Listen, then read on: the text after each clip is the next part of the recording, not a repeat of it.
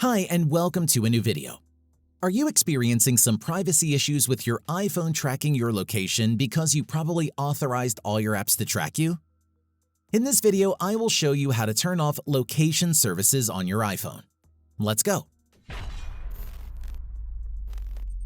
Before you turn off your location, note that you will not be able to use Google Maps, Find My, or services like Uber because they cannot locate you. To turn off location services, you can turn on airplane mode, which disables Wi-Fi, cellular data, and Bluetooth connections. However, it won't turn off GPS, which means that your phone's location services should work, but it cannot send its location to other devices or servers, making it impossible for services like Find My to know your real-time location. You also have the option to completely turn off location services on your iPhone.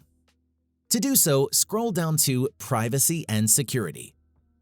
Tap on it, then click on Location Services.